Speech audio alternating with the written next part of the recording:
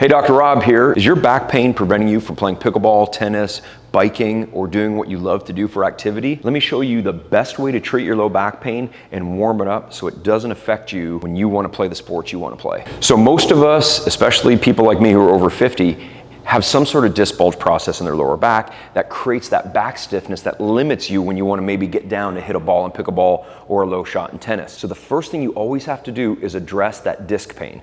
So if you have the ability to get on the ground, let's get on the ground. And all we're going to do is a simple press up. Typically for me, because I have a right-sided disc issue, I'm going to do a couple of just straight up and down press ups.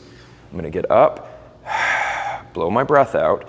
Now I'm kind of assessing where I have my back tightness. Now right now, my right hip flexor and the right side of my back is a little tight. So what I'm gonna do is I'm gonna deviate over towards that side, blow my breath out, let it sink in. So I'm physically pulling the disc back into the place. It's almost like the analogy of pushing toothpaste back into the tube.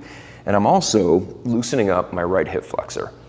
So there's no reps and sets on this. You go until you feel like you've loosened it up.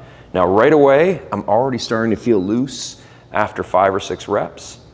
So after I do that, I'm gonna get up and do some standing work here to get that disc pushed back in. So if you're out at the tennis court or the pickleball court or the basketball court and you don't want to get on the ground because it's hard, you can jump right to this move, but it's pretty easy just to leave a yoga mat in your trunk, take it to the court with you. But again, if you don't want to do that, let's just start standing. Let's go straight back into extension to centralize that disc. And again, go left and right and assess where you're tight. So right now, I'm a little bit tight on that right side. So I'm gonna go back. Once I'm back, I'm gonna stay back. I'm gonna go to my right, pause for a second, and then come back to neutral. Now, sometimes this will take 20, 25 reps to loosen up.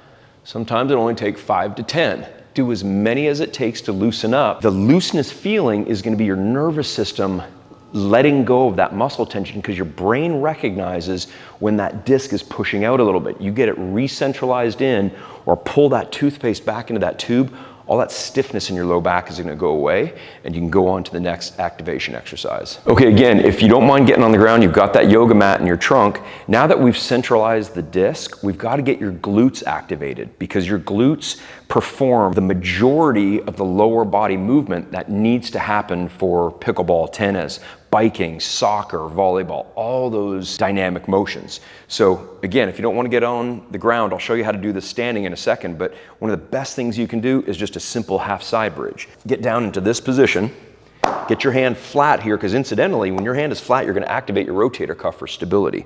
You're going to brace your core. This top leg is going to come up, and all I'm going to do is push my knee and my foot to the ground. I'm going to lift up and forward, keep this tight, and I'm going to go down for anywhere from 8 to 10 reps, or until I start to feel some fatigue through the side of my right glute. Now, incidentally, this warms up your knee as well because you're getting good VMO activation, which is that all-important stabilizing muscle in the knee. And it's also important for your ankle because my ankle is pushing into the ground, and that's preventing what's called an inversion motion, which is inward motion, which causes ankle sprains. So I'm getting all this great benefit from one move, and I'm getting my body warmed up and ready to go. 8 to 10 reps, 2 sets on both sides, you'll be ready to roll. So if you don't want to get on the ground, you can do what I'm about to do. It's called hip airplane. Grab onto a fence, grab onto the tennis net, grab onto a wall at the gym that you're at, or if you want to do the move on the ground and then come up and do this, that would be ideal as well.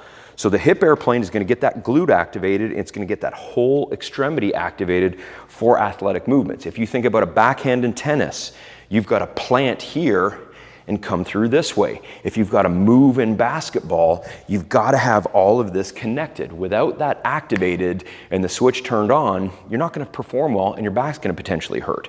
So let's do a hip airplane. Grab whatever structure you have, and we really want to have the ankle, knee, and hip all lined up. Now, we want to make sure the big toe pins down and your foot doesn't come up. Now, what we're going to do is take the belly button and the pubic bone, and we're going to turn into the hip this way. You should immediately feel a stretch. If you feel too much stretch in your hamstring, bend that knee a little bit. Now, what you're going to do is you're going to push away from whatever structure you're holding on to, drop your chest down. That's gonna increase that stretch right here. Now you're gonna reach back with this leg, keeping that left big toe down, feeling for a huge stretch, and then you're gonna come up like a dog on a fire hydrant, and then you're gonna drop right back into it. And you're gonna do 8 to 10 reps, holding each rep in this position for about 3 to 5 seconds, and you will notice an almost immediate warm sensation in that glute because you're stretching, you're pushing blood into that area, and you're getting your body ready to roll. So this last move is gonna create motion in the upper back, okay, which you need for tennis motions. And if you're a golfer, you have to have hip motion and thoracic spine motion. If you are stiff in both those spots, that motion's gonna come out of your back, and that's probably why your back hurts after golf, after tennis, after pickleball. So this is super simple. It's just a thoracic rotation. Hold on to your golf cart, hold on to a fence, or whatever's gonna give you some stability. Push your hips back, tighten your core muscles, and all you're gonna do is try to rotate your head and your spine as one unit as far as you can, and then back down.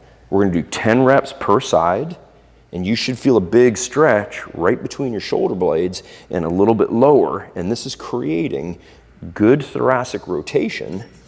So when you get into your follow through, your takeaway in golf, or any of the strokes in tennis, you have proper ranges of motion through your hips, through your upper back, for all those athletic movements you need to make so you don't hurt your spine. So if you like this content, don't forget to like and subscribe, share it with a friend, help as many people as you can, because here at Hey Dr. Rob, we're trying to help you get better, not older.